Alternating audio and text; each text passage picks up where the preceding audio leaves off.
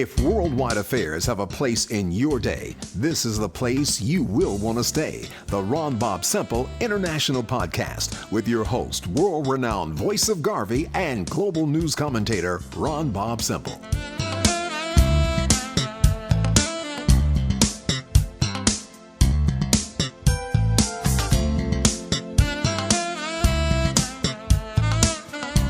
Greetings and welcome to the Ron Bobb-Semple International Podcast. We will be addressing global issues that impact our day-to-day lives.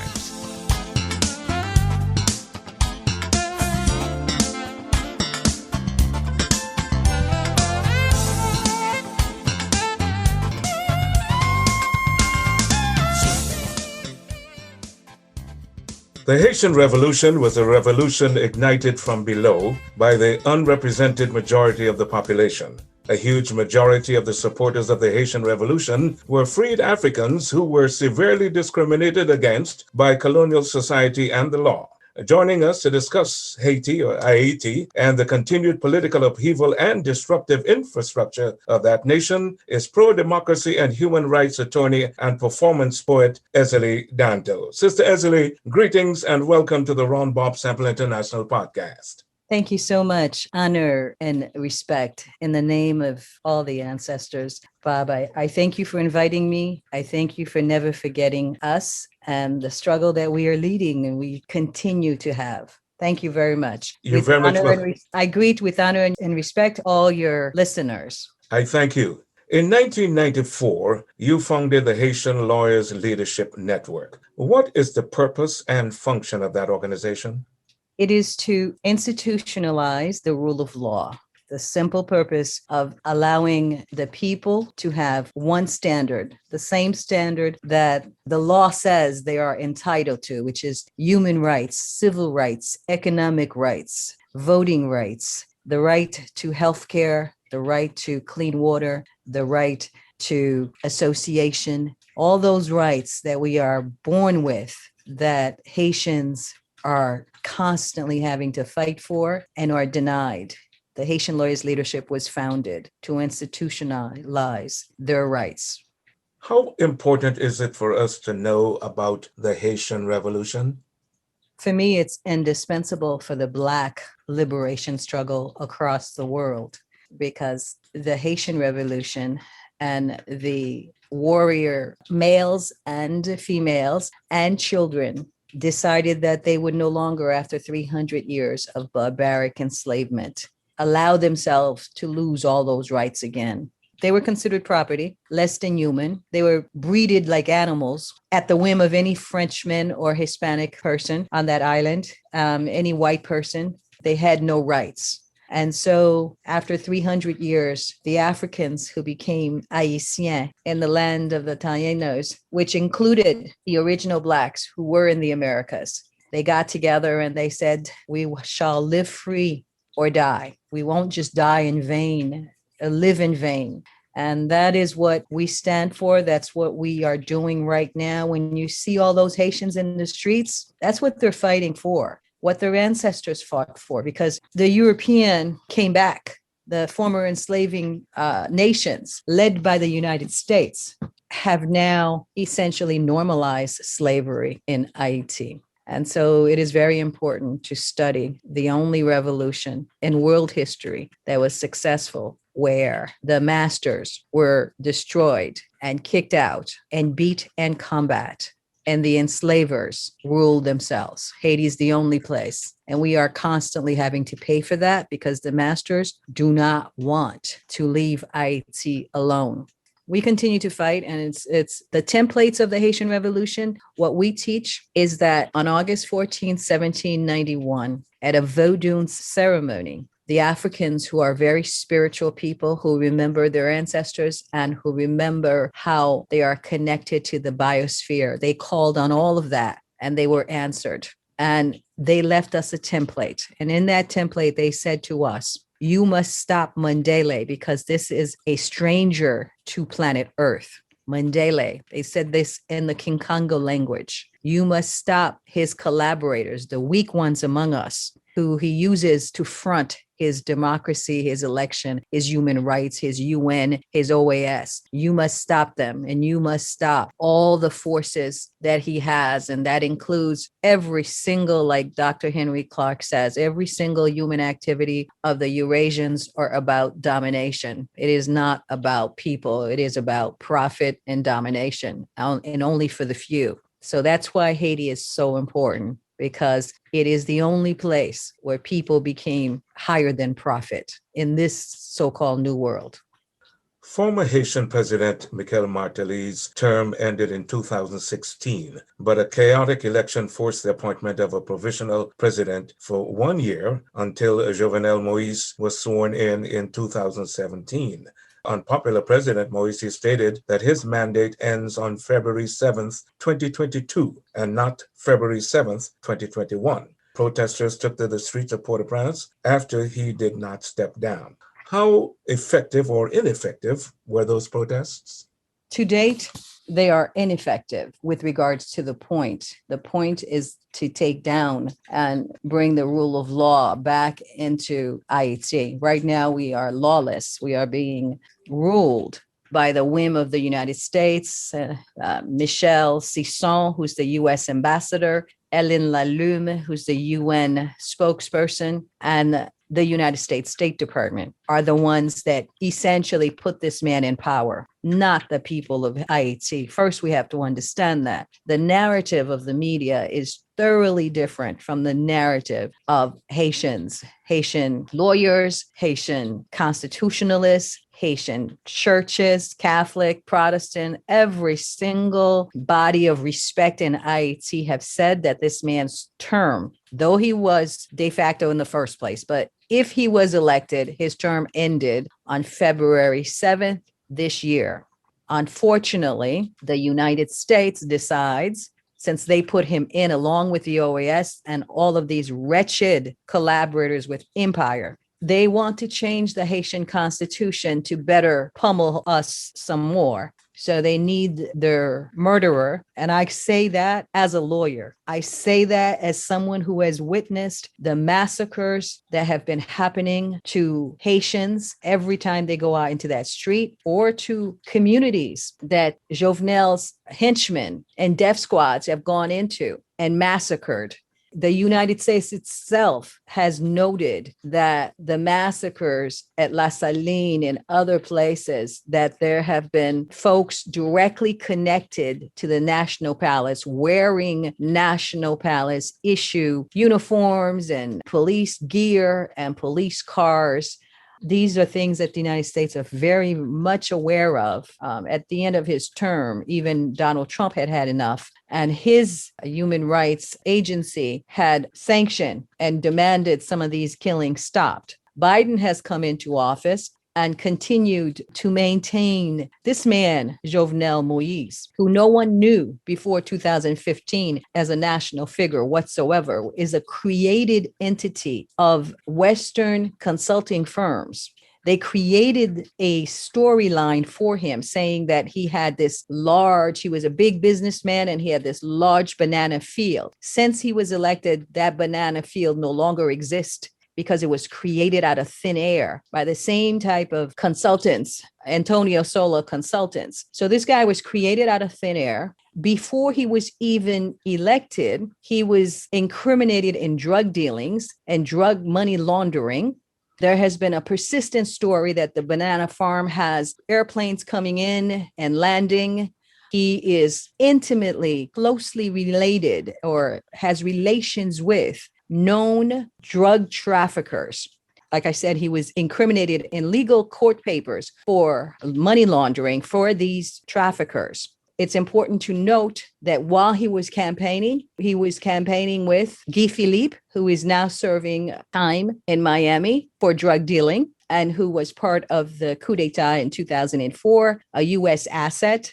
So whenever these U.S. assets, the United States has finished with them, they'll end up in Miami court, in Miami jails. But meanwhile, they use them to terrorize and depopulate the Haitian population and traumatize us. And that's what they're doing with Jovenel Moise. I must also point out, in the same theme, the DEA landed in Haiti and arrested a fugitive who had been convicted of drug dealing. And he is alleged to be, at some point in time, he is Jovenel Moise's driver.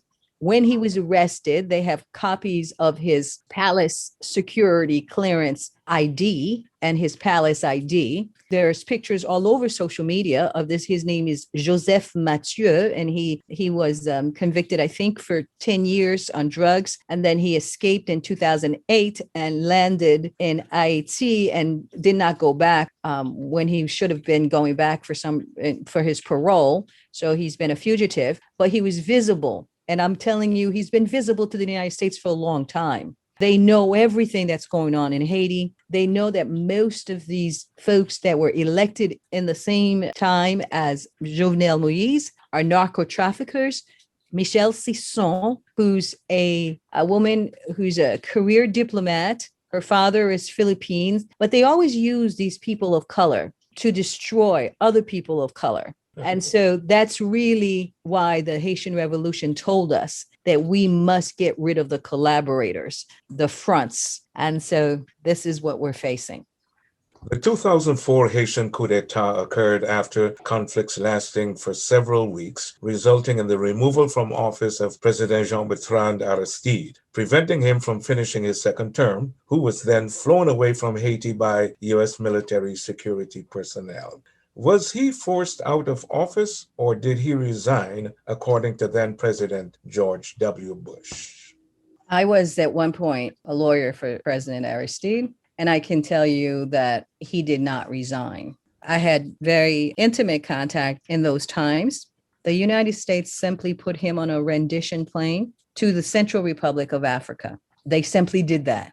And George W. Bush Jr. had then finished his father's bidding, because his father started the first coup d'etat against President Aristide.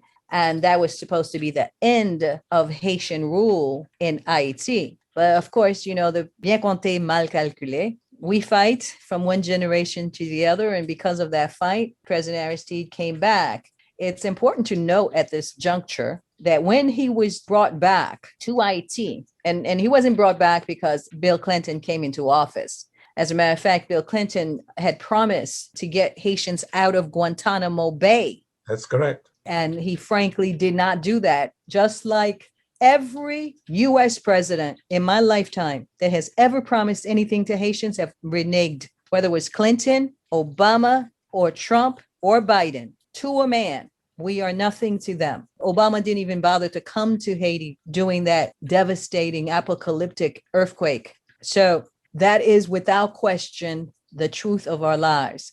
So the United States of America kidnapped a duly elected president. And this is critical for folks to understand, because the narrative is that Haiti has nothing that the United States would want. So you would wonder, why would these white folks, these former enslaver descendants, risk this image that they have, mythology that they've given to the world of how humanistic and democratic and civilized they are? Why would they risk that in Haiti? Because they are the meanest, most murderous, most violent people that planet Earth has ever seen. And Dr. King has said there is no more violent nation than the United States. And believe me, I, as a Haitian woman, I, as a professional who has been trying to put liberty into application and the law into application, have always been stopped by the United States of America. Or, if not them, the UN, who they use as a tool to maintain the hegemony of the post-World War II powers. So no, George W. Bush lied about the weapons of mass destructions, and he definitely lied about Aristide voluntarily resigning. I'd like to switch to the infrastructure of the land of your birth, Sister Ezili. Deforestation has been devastating to Haiti, the second country in the Americas after the United States to free itself from colonial rule. The sustainable demand for charcoal has caused a relentless cycle of deforestation, widespread erosion. Haitians spend one-third of their income on their 150,000 tons of charcoal produced annually. Is this an environmental hazard and potential health crisis in Haiti? Our health crisis is any white person that steps their foot on Haiti and the lies that they perpetuate with their media. There is a document out here to say that this 3% or 2% of forest cover is a lie, and it's still a lie, no matter how many times they repeat it.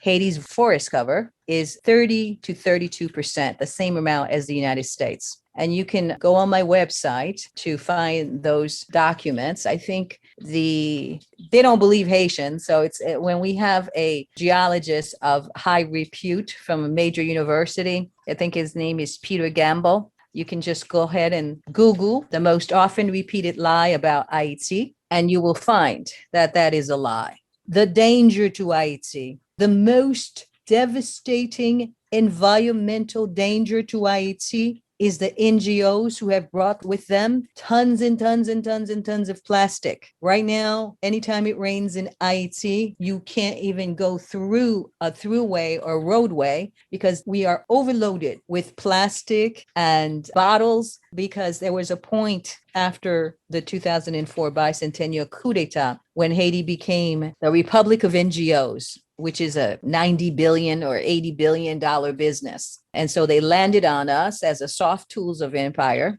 They bring with them all of their perversions, including how they live, how they use all of this garbage, and then just dumped it in a country that cannot absorb it all. So to me, the greatest environmental disturbance in Haiti have been these white folks and their way of living and their plastic. In terms of our deforestation, as I said, it's a lie. Haiti has as much forest cover as Ireland, more than Ireland, more than Germany, same as the United States, more than France. So they need to go talk to themselves. But I'll give you another example when they make this environmental argument. Haiti has 11 species in a lake called Lake Azue, for your people who want to know the non-colonial narrative on Haiti, which is what I do. And that we have 11 extinct species that are extinct everywhere else in the world, except Haiti. But they're now dying because of those plastic that they're dropping into the lake. They're not concerned about environment.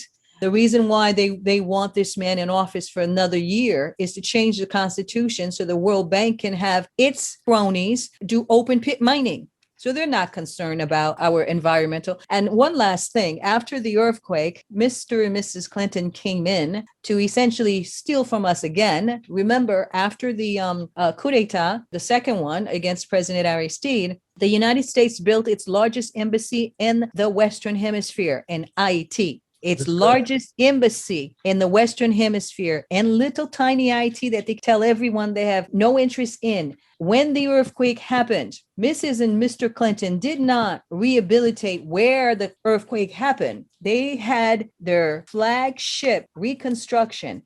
It was a sweatshop where they took the lands of employed Haitian in the north of Haiti, just 9 miles away from where our gold mines are, so that they can give electricity and other infrastructure to their oligarchs and their corporations.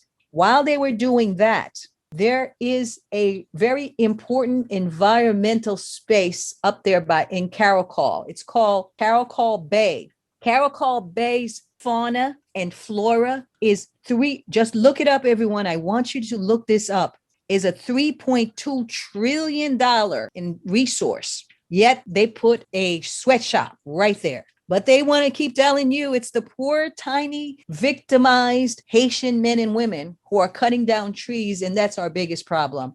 I beg to differ, and I would love to be in court one day to differ. Sister Ezili, there are pristine sections of Haiti, yet mainstream media primarily focuses on the dark side of that country. Is it because of the saying that negativity sells? Yes. It's because they want Black people never to go there. They want to maintain their iron grip. They want to make Haiti what they have made, and excuse me, Jamaicans, but what they have made of Jamaica. When I first started looking at the violence rate in the Caribbean, because in 2004, the UN all of a sudden had a shoot to kill mission in Haiti. And as a lawyer, I was wondering, how did that even happen? Because you have to have two opposing sides. You have to come in as a mediator. Why would they have a shoot to kill mission in Haiti? We were not fighting anyone. As a matter of fact, we were fighting the UN having to come to Haiti in the first place. Instead of upholding the democratically elected president, they came in to give cover to the United States Boca Raton illegal transitional government that had came in at that time. So these folks maintain a particular narrative in order to make it reality. You see, because like in 2004, our violence rate was 5.6, 5.7. This was the year the UN came into Haiti. And every year since, I've been saying to people, listen, the more these white people stay here, the more these international organizations stay here, the more violent we're going to be.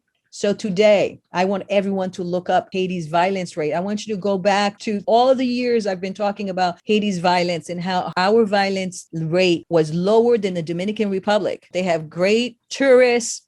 Absolutely, our violent rate was, lower than Bahamas, lower than Brazil, which was the commanding officers for the UN when they came. See, but they give you this impression that we are so violent. You understand? They give you that impression because they need to make that impression become reality. And it is becoming reality. Today, after 13 years of UN being in Haiti, after the oligarchy have had carte blanche to do whatever they want, put in for 8 years, 2 criminals who bring in crime and kidnapping to the extent people can't even go outside anymore. And the kidnapping are connected. They were connected to the UN when the UN was there. They're connected to folks who have uniform on them. And now you have young men who are being bought off by the oligarchs and the politicians to maintain this violence, that the way they did it in the 70s in Jamaica. Today, Haiti is where Jamaica was in the 70s in terms of violence. We are 13% now, and that's twice as much what we were in 2004. Jamaica's violence rate right now is 46 over 1,000. That's the homicide rate. Our violence rate, like I said, was 5.6. But they constantly give this negative image in order to bring us and our people to that point, because the people of Haiti, all they know is that everything is better if they leave Haiti. So they leave their lands, they leave their water, they leave their food, they leave everything to come and do what elsewhere where they're going to be shot like George Floyd. They don't realize that this piece of land that we have was fought for. We have pristine spaces. I mean, when I say pristine spaces, there are forests in Haiti that are so pristine, almost as when Columbus got there. But every day and every way, they are making sure that it becomes a wasteland. Is the law being used against the people of Haiti? Absolutely. I'll give you an example. When Aristide was taken out of office, February 29th, 2004, the United States did that. And of course, that's against every single law there is. They keep mouthing these words about democracy and sovereignty and not interfering into domestic relations. And yet they're the ones that create every single coup d'etat in Haiti since 1806 with the death of Dessalines, which was the first. He's our founding father, and with his death.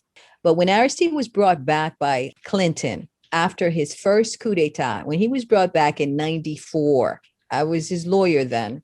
And the State Department would always ask me on the side, is he going to do 1 year? Because they said, you know what? You spent 3 years as president in exile, so you can't recoup those 3 years again. They just made that up. Okay. So when Aristide came back, the United States said to him, you only have 1 more year to finish your 5-year term. And they forced him to leave and not recoup the 3 years he was in exile. Now, here we're looking at this circumstance. It's 2021, and Haitian law says that the term of Mr. Jovenel Moise ends February 7th. Every Haitian says this. Under the Constitution, the article of the Constitution tells them exactly when article, I think it's 134.2. The council that manages the judiciary system in Haiti has said that his term ended February 7th, 2021. Every constitutional expert, and he himself has used the same law, the 134.2, which ends his term, to end the term of 2/3 of the Haitian Senate. He's used it, okay? But he's above the law. The law cannot apply to Jovenel Moise because he is above the law. And the only reason he's above the law is because of his U.S. Western supporters, not because of the Haitian people or because of the law of Ayiti. So yes, the law doesn't matter to the invaders. Sister Ezili Danto, thank you very much for joining me here on the Ron Bobb-Semple International Podcast. It's always a pleasure being enlightened by you about what's happening in Haiti. Merci beaucoup. Honor and respect. Thank you for having me.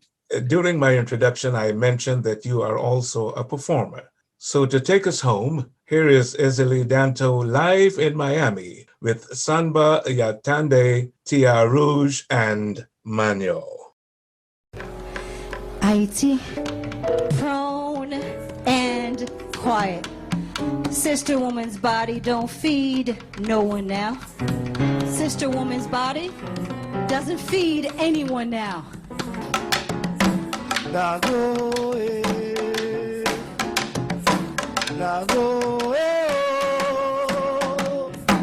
nago, nago, ibe nago, shime, sali nago, sali nago, nago. Sister woman, she crossed everybody. All of you know what the Haitian women are doing. Whatever it takes to survive for the next generation. She crossed her own seas. She alternated between suffering and expanding. She wouldn't yield. She remembered her Nago. Oh, meyo, Benzabuka servizoye, ambalatia, asuyam babdomigas, yes mama. Woy,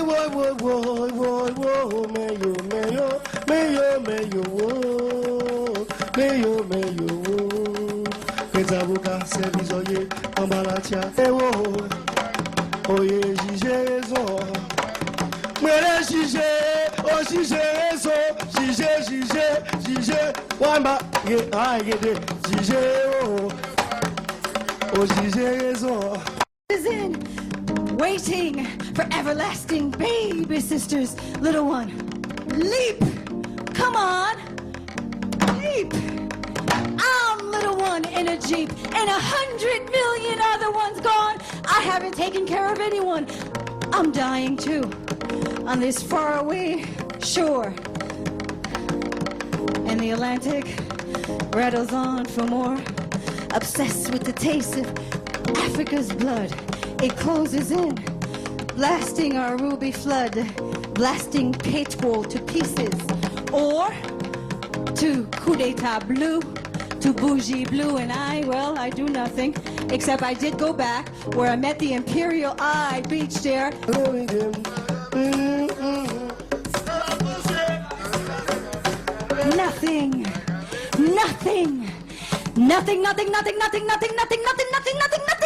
Nothing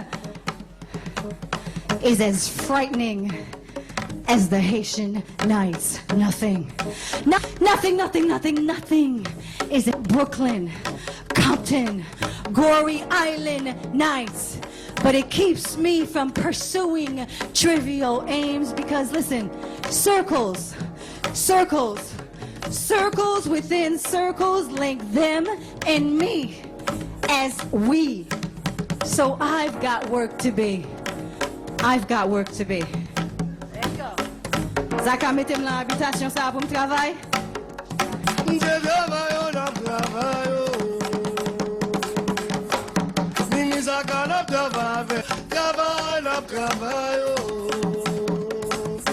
La montée dans la de comme ça.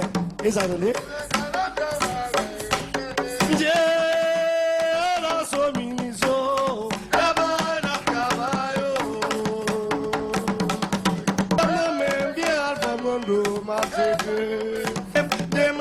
manger l'auto, m'dem oh, m'bak pense, si m'te ka fè travail ça yo, ça ka m'dem travail. Pense si m'te ka fè travail ça yo, ça ka m'dem travail la nation.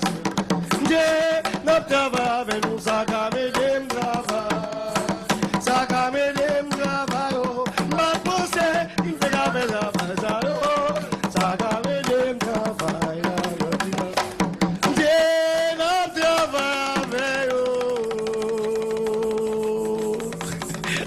My last piece is called Ambadlo Languine. What I do, people, is try to teach Haitian culture to art. Est-ce que nous connaissons ça, Ambadlo Languine? Ok. Mabzino, qui j'en rentre l'encore pas. I live inside being African. I live inside being American. I live inside being Haitian. I live inside being woman and going home when there's no geographical place to call home anymore. I live there. What saved me, people, Zamimyo, is that I leaped over all the precipices and I realized my nation, my empire, are between my head and my toes. This is my nation. This is my empire. My brain, breath, belly breath, they're enough. But sometimes I try to touch myself and I can't. I can't. Because I've got this Western bought education. Oh.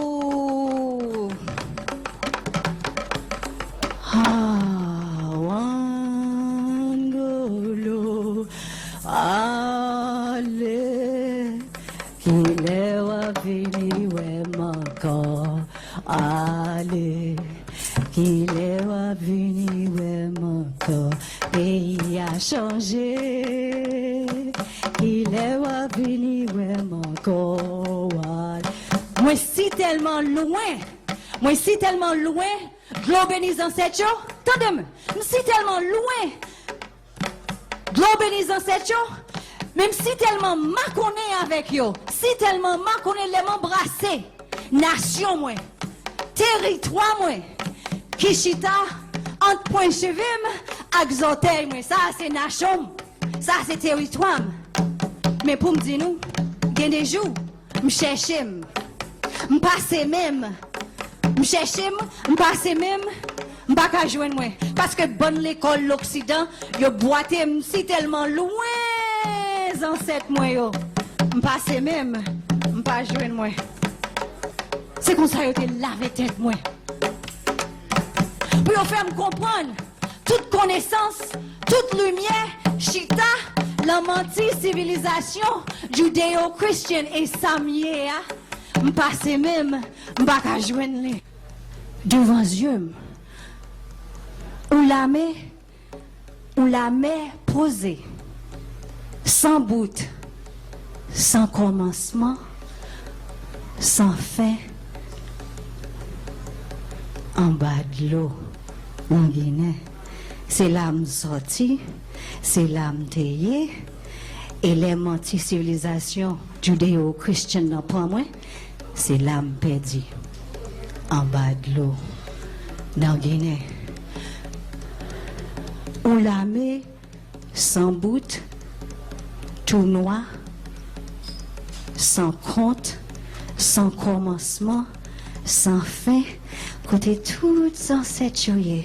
Côté m'sorti, côté m'taillé. So how come I see a sea of black stillness, thoughtlessness, timelessness, serenity, silence as the place I come from, been to, and am lost? Sometimes, people, it feels like everything I am is erased in the spin cycle of Silicon society and its interlocking improprieties. The veil I awake to.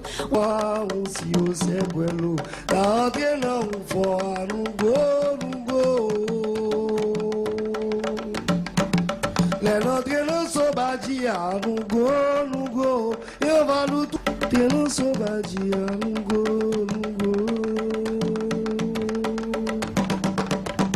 Mount Davis's jazz horns.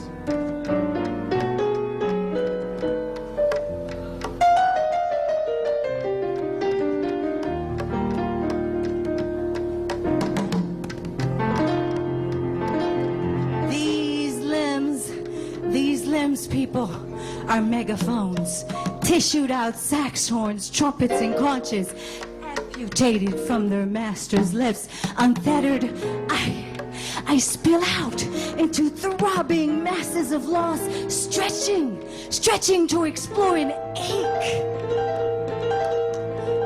Stretching to explore an ache. With no arms. Ayiti. Thank you for spending some time with us. If you are so inclined, you can subscribe to these podcasts and donate to them by clicking on the Support the Show button on the website. Please continue to protect yourself and your loved ones during this global pandemic by observing all protocols. Be safe, be strong, and be aware. I'm Bobb-Semple.